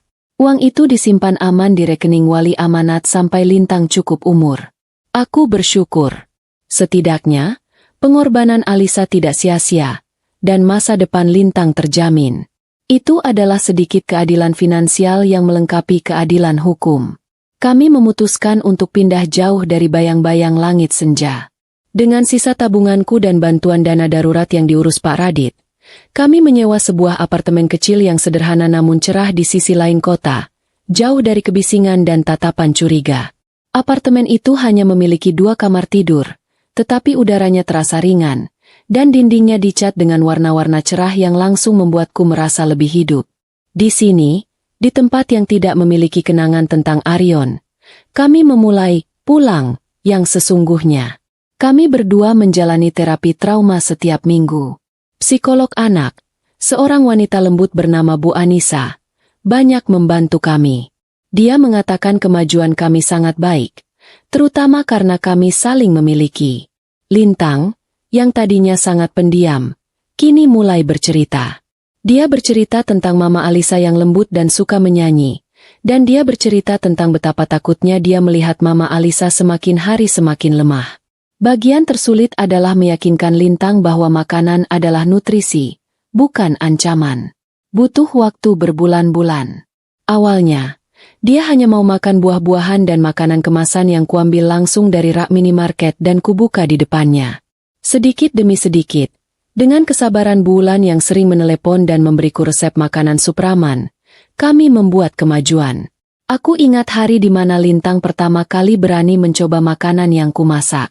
Aku hanya membuat sup ayam bening, dengan kuah kaldu yang jernih, wortel, dan ayam yang direbus lama. Aku meletakkannya di depan Lintang. Aku tidak memaksanya. Aku hanya menyendok supku sendiri, berpura-pura santai. Lintang menatap sup itu lama sekali, lalu menatapku, matanya mencari kepastian. Aku tersenyum lembut. Lintang mengambil sendoknya.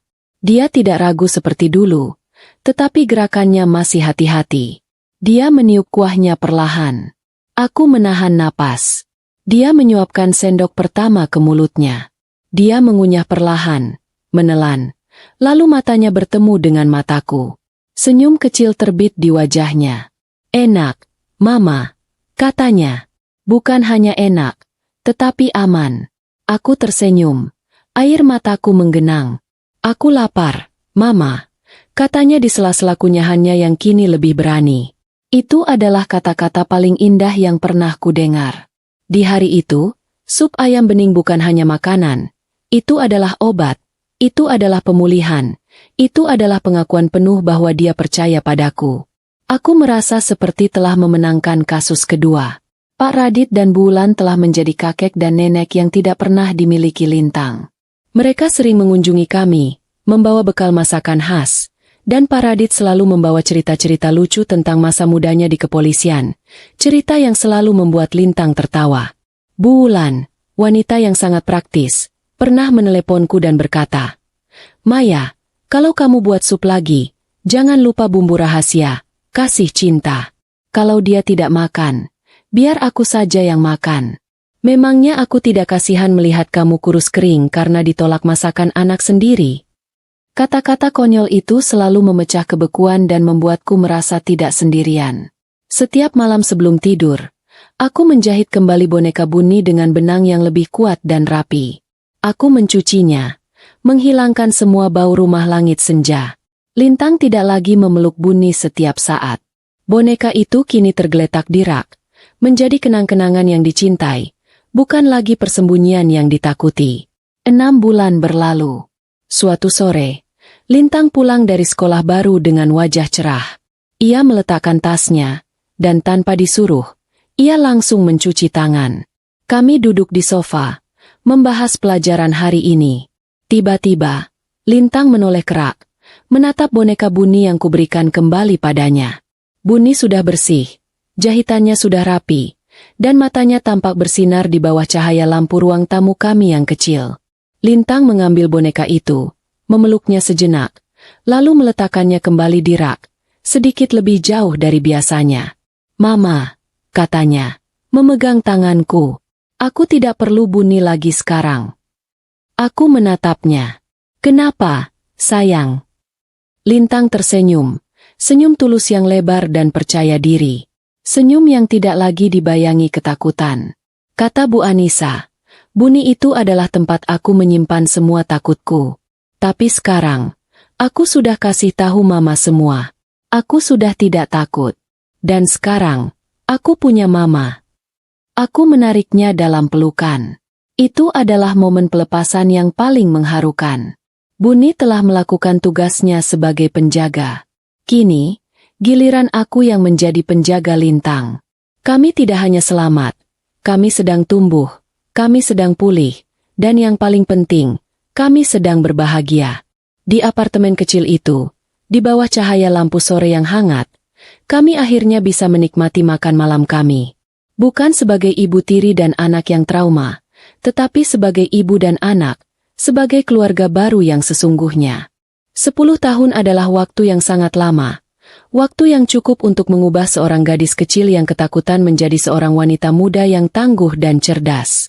Waktu itu juga cukup untuk mengubah seorang wanita yang hancur hatinya, menjadi seorang ibu yang utuh, yang dibangun atas dasar cinta dan keyakinan yang sejati. Hidup kami, yang dulu terasa seperti berjalan di atas pecahan kaca, kini terasa lembut dan hangat. Di sebuah dapur kecil yang bermandikan cahaya matahari sore, aroma bumbu rendang yang kaya berbaur dengan wangi melati dari pot kecil di balkon kami. Aku, yang rambutnya kini mulai diselingi 1-2 uban halus di balik jilbab sederhanaku, tersenyum saat Lintang mencicipi kuah santan yang mengental di wajan. Lintang sudah kukenal sebagai kakak, panggilan sayang yang tercipta seiring ia beranjak remaja dan kini tumbuh menjadi rekan masak yang kritis. "Gimana, Kak?" tanyaku. Aku menahan napas, menantikan vonis dari lidah mahasiswi ini. Lintang, yang kini berusia 19 tahun dan mengambil jurusan psikologi, menutup matanya sejenak, mengevaluasi rasa dengan serius seperti juri masak profesional. Melihatnya begitu percaya diri dan fokus, adalah hadiah terbesar yang kuterima setelah semua ketakutan yang kulewati. Kurang garam sedikit, MA, katanya. Matanya terbuka, mengeluarkan penilaiannya. Dan mungkin sedikit asam kandis lagi, biar nendang. Aku tertawa. Lihat siapa yang sekarang jadi koki utama di rumah ini. Padahal dulu, Mama cuma berharap kamu mau makan sup ayam buatan Mama. Lintang tersenyum lebar dan percaya diri, sebuah senyum yang dulu mustahil. Tak ada lagi jejak gadis kecil pucat yang hanya mau menggigit apel. Itu kan strategi, MA, candanya. Strategi biar Mama tahu kalau Mama punya anak perempuan yang jenius dan teliti. Kami tertawa bersama. Kehidupan kami kini penuh dengan tawa, penuh dengan aroma masakan, dan jauh dari bayang-bayang ketakutan. Selama 10 tahun ini, aku bekerja keras sebagai desainer grafis lepas dari rumah. Kami tidak kaya, tetapi kami stabil. 5 tahun lalu, dengan kerja kerasku dan sebagian kecil dari dana wali amanat Lintang, kami membeli rumah mungil ini. Rumah yang dindingnya dicat dengan warna-warna cerah, dan dapurnya selalu sibuk. Lintang sedang libur semester, ia pulang seperti biasa untuk mengisi ulang energinya dengan masakan ibu, dan tentu saja, untuk mengajariku resep-resep baru yang ia temukan. Lintang memilih jurusan psikologi dengan tekad bulat. Aku ingin membantu anak-anak seperti aku dulu, MA, katanya suatu hari. Anak-anak yang terjebak dalam situasi yang tidak bisa mereka ceritakan. Aku ingin menjadi suara mereka. Mendengar tekadnya, aku tahu semua perjuangan kami tidak sia-sia. Lintang tidak hanya selamat, ia mekar, menggunakan traumanya sebagai kompas untuk kebaikan. Ikatan kami dengan Pak Radit dan Bu Wulan tidak pernah terputus. Mereka telah menjadi kakek Radit dan nenek Wulan bagi Lintang. Kakek nenek yang tidak pernah ia miliki. Merekalah wali dalam kehidupan kami, tempat kami berbagi keluh kesah dan merayakan setiap pencapaian. Hari ini, kami berencana makan malam di rumah mereka. Pak Radit sudah memesan rendang buatan Lintang sejak minggu lalu. MA, nanti malam jadikan ke rumah kakek Radit dan nenek Wulan, tanya Lintang. Jadi dong, jawabku, mengangguk. Kakekmu itu sudah pesan. Katanya rendang buatanmu lebih berkarakter daripada rendang nenek Wulan yang terlalu sopan. Kami tertawa lagi. Sungguh menyenangkan memiliki keluarga, bahkan yang terbuat dari jalinan persahabatan dan dukungan yang kuat. Baiklah kalau begitu, aku cek kotak surat dulu, kata Lintang, meletakkan sendok kayunya. Aku mengangguk dan kembali mengaduk santan. Aku menatap punggung putriku. Aku bangga dengan wanita muda yang kini ia hadapi. Lintang adalah bukti nyata bahwa cinta dan waktu bisa menyembuhkan luka yang paling dalam sekalipun. Aku bersyukur setiap hari. "Ma, ada surat." Suara Lintang terdengar dari pintu depan. Nadanya sedikit aneh. Aku menghentikan adukan santanku. Lintang kembali ke dapur. Tidak lagi terlihat ceria.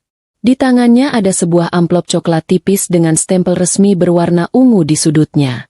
Bukan stempel pos biasa. Itu stempel dari Kementerian Hukum dan Hak Asasi Manusia. Napas kerongkonganku tercekat. Jantungku, yang sudah 10 tahun tenang, tiba-tiba berdebar kencang. Hanya ada satu alasan kami masih menerima surat seperti itu. Lintang meletakkan amplop itu di meja. Kami berdua menatapnya. Surat itu adalah hantu dari masa lalu. Selama 10 tahun ini, kami tidak pernah sekalipun membicarakannya. Nama Arion seolah lenyap dari kamus kami. Tetapi dia selalu ada, di penjara, di masa lalu, di mimpi buruk yang sesekali masih datang. "Buka, Ma," kata Lintang pelan. Suaranya mantap, tetapi ada ketegangan yang kembali terukir di wajahnya. Aku mengeringkan tanganku di celemek. Dengan jari sedikit gemetar, aku merobek amplop itu. Aku mengeluarkan selembar kertas HVS yang terlipat 3. Aku membacanya dalam hati terlebih dahulu. Kepada Ibu Maya sebagai kontak keluarga terdekat yang terdaftar. Dengan ini kami memberitahukan bahwa narapidana atas nama Arion telah meninggal dunia pagi ini di fasilitas medis lembaga pemasyarakatan. Aku membaca kalimat itu 3 kali. Meninggal dunia. Meninggal dunia, Ma? Tanya Lintang, tidak sabar. Aku mengangkat kepalaku. Mataku tidak menangis. Anehnya, aku tidak merasakan apa-apa. Tidak sedih, tidak juga bahagia. Hanya kosong. Dia meninggal, Kak, kataku pelan. Pagi tadi di penjara. Lintang terdiam. Ia menarik kursi dan duduk. Kenapa? Aku membaca sisa surat itu. Komplikasi penyakit infeksi paru-paru kronis. Kami duduk dalam keheningan di dapur yang wangi rendang itu. Keheningan yang sangat berbeda dari keheningan penuh teror 10 tahun lalu. Ini adalah keheningan pemrosesan. Jadi begitu saja, bisik Lintang. Sepertinya begitu, jawabku. Aku duduk di seberang Lintang. Aku meraih tangan putriku. Bagaimana perasaanmu? Lintang menatap tangannya yang kugenggam. Aku tidak tahu. Aku kira aku akan merasa senang atau marah. Tapi aku tidak merasakan apa-apa untuknya. Aku malah teringat Mama Alisa. Air mata mulai menggenang di matanya. Dia meninggal sendirian di sana, Ma. Di tempat tidur rumah sakit penjara yang dingin. Sama seperti yang dia lakukan pada Mama Alisa. Apa itu karma? Aku meremas tangan Lintang. Aku teringat pada sosok Arion di ruang sidang. Sombong, manipulatif, dan yakin bisa lolos. Aku membayangkan pria itu di tahun-tahun terakhirnya. Pesonanya pasti sudah luntur. Di dalam penjara, karismanya tidak berguna. Dia bukan siapa-siapa selain seorang pembunuh berantai yang lemah dan sakit-sakitan. Dia yang dulu mengendalikan obat untuk istrinya, kini pasti mengemis-ngemis obat untuk dirinya sendiri. Itu adalah karma. Karma yang lambat, dingin, dan setimpal. Iya, sayang, kataku, itu adalah keadilan. Dan sekarang, sudah selesai. Benar-benar selesai. Dia tidak akan pernah bisa menyakitimu lagi. Dia tidak akan pernah bisa menyakiti siapapun lagi. Lintang mengangguk, menyeka air matanya. Dia mengambil ibu dariku, tapi dia memberiku ibu yang lain. Aku bangkit, memeluk putriku erat. Ibu yang sangat mencintaimu. Bisikku. Setelah beberapa saat, Lintang melepaskan pelukannya. Wajahnya terlihat lebih ringan. Seolah beban terakhir yang menahan pundaknya selama 10 tahun akhirnya terangkat. Rendangnya gosong enggak? Tanya Lintang tiba-tiba. Aku terkejut. Lalu tertawa terbahak-bahak. Tawa lega yang tulus. Astaga! Ayo, Kak, kita selamatkan rendangmu. Kami berdua bergegas ke wajan. Rendang itu aman. Aku mengaduk sisa rendang di wajan. Aroma santan dan rempah yang kuat membanjiri dapur, mengusir sisa dingin dari kabar yang baru kami terima. Kabar tentang kematian Arion memang mendadak, tetapi anehnya, terasa seperti penantian yang panjang. Seolah ada sebuah bab buku yang selama 10 tahun ini terus menggantung di udara, dan kini, halaman itu telah ditutup selamanya.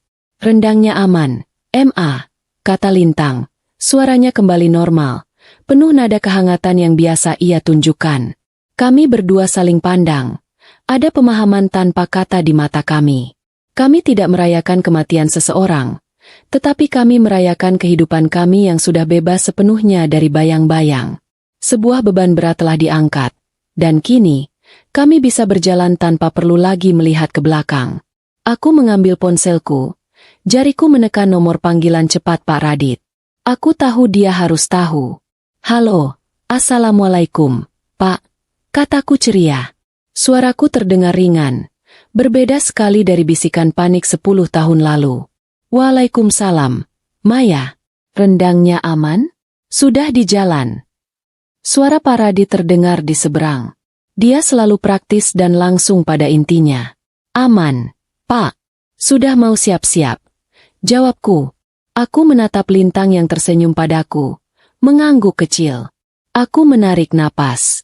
Pak, ada kabar. Arion meninggal dunia pagi ini di penjara. Hening sejenak di seberang sana. Aku bisa membayangkan Pak Radit, duduk di terasnya yang damai, memproses informasi ini. Lalu terdengar dia menghela napas panjang. Alhamdulillah, akhirnya selesai juga bab itu. Kalian berdua baik-baik saja. Nak, kami baik-baik saja, Pak. Sangat baik, kataku. Bagus kalau begitu. Cepat ke sini, perintahnya. Nadanya kini kembali penuh kehangatan. Kita tetap harus syukuran, bukan untuk merayakan kematiannya, tetapi untuk merayakan kehidupan kalian berdua yang sudah bebas sepenuhnya. Nenek Wulan sudah bikin es blewah. Awas kalau telat. Kami segera berangkat, membawa rendang hangat yang dimasukkan ke dalam wadah kedap udara. Malam itu, di teras rumah Pak Radit dan Bu Wulan, di bawah temaram lampu taman, adalah malam yang paling berarti. Suasananya dipenuhi tawa dan obrolan yang santai. Lintang bercerita tentang rencana studinya, dan Pak Radit mengangguk-angguk bangga. Kami menyantap rendang buatan Lintang dan es blewah segar buatan Bu Wulan. Semua terasa lezat, bukan hanya karena rasa makanannya, tetapi karena rasa aman yang mengelilingi kami. Aku menikmati setiap suapan, menyadari bahwa setiap gigitan adalah pengingat bahwa kami telah memenangkan hak kami untuk menikmati hidup tanpa ketakutan. Di tengah obrolan, Lintang tiba-tiba menjadi serius. Ia menatapku, lalu menatap Pak Radit dan Bu Wulan. Ia menyeka mulutnya dan mulai berbicara tentang masa depan, tentang uang warisan dari asuransi jiwa ibunya yang dulu coba dicuri Arion. Uang itu, yang kini sudah bisa ia akses, tidak akan digunakan untuk berfoya-foya. Aku akan pakai uang itu untuk melanjutkan S2-ku. Nek, katanya pada Bu Wulan. Aku harus mengambil pendidikan setinggi mungkin agar bisa benar-benar membantu orang. Itu adalah rencana yang mulia, mencerminkan karakternya yang teguh. Lalu, Lintang melanjutkan, matanya bersinar penuh tekad. Dan sisanya, aku dan Mama sudah sepakat. Kami akan mendirikan sebuah yayasan. Sebuah rumah aman untuk ibu dan anak korban kekerasan dalam rumah tangga. Aku tersentuh, tetapi tidak terkejut. Ide ini adalah inti dari apa yang telah kami lalui. Ini adalah tujuan yang lahir dari rasa sakit yang mendalam. Kami akan menamakannya Rumah Harapan Alisa, kata Lintang, suaranya sedikit bergetar, tetapi penuh kebanggaan. Nama mama kandungku. Agar semua penderitaan yang ia alami tidak sia-sia, dan agar Mama Alisa bisa terus melindungi anak-anak yang senasib denganku. Bu Wulan menangis haru. Ia meraih tangan Lintang, memeluknya. Pak Radit menepuk-nepuk punggung Lintang dengan bangga. Aku hanya bisa menatap Lintang. Hatiku membengkak oleh rasa syukur dan kagum. Putriku, yang trauma itu, kini telah menemukan cara untuk mengubah racun menjadi obat. Aku menatap mereka semua. Keluargaku. Keluarga yang kubangun bukan dari darah, melainkan dari trauma, cinta, dan kesetiaan. Di meja itu, ada sup ayam, ada apel, ada susu kotak. Tetapi kini semua itu bukan lagi simbol ketakutan. Semua itu hanyalah makanan. Lintang telah mengubah ketakutan menjadi empati. Dia telah membuktikan bahwa meskipun masa lalu bisa sangat kejam, itu tidak harus menentukan masa depan kita. Dia memilih untuk membuka pintu bagi orang lain yang terjebak dalam kegelapan. Sama seperti yang kubuka untuknya 10 tahun lalu. Aku berpikir tentang Aryon. Pria yang mati sendirian di penjara, tanpa karisma, tanpa asuransi yang bisa dicairkan, hanya dengan penyesalan yang terlambat. Kematiannya adalah penutup yang sempurna, memastikan ancaman terakhirnya tidak pernah terwujud. Dia tidak bisa memutarbalikkan bukti kami. Dia tidak bisa menghancurkan Lintang. Malam itu, di bawah bintang-bintang langit senja yang terasa lebih terang dari biasanya, aku menatap Lintang. Kami sedang membicarakan detail yayasan. Lintang tertawa tentang betapa senangnya dia karena kakek Radit setuju menjadi dewan penasihat keamanan. Aku merasa damai. Damai yang jauh lebih dalam dari sekadar ketenangan. Itu adalah kebahagiaan yang diperoleh melalui perjuangan. Kami telah membayar mahal untuk kedamaian ini, tetapi setiap tetes air mata, setiap malam tanpa tidur, setiap tawa baru, terasa sepadan. Lintang dan aku adalah penyintas. Kami adalah bukti bahwa cinta yang tulus dan keberanian seorang anak kecil dapat mengalahkan kejahatan yang terorganisir. Kami tidak hanya hidup, kami berbahagia, dan yang paling penting, di meja itu, di tengah tawa dan aroma rendang, kami semua benar-benar lapar. Lapar akan hidup. Lapar akan harapan. Ya, bab itu sudah selesai. Hantu itu telah pergi. Dan di bawah langit baru, kami telah menemukan rumah sejati kami.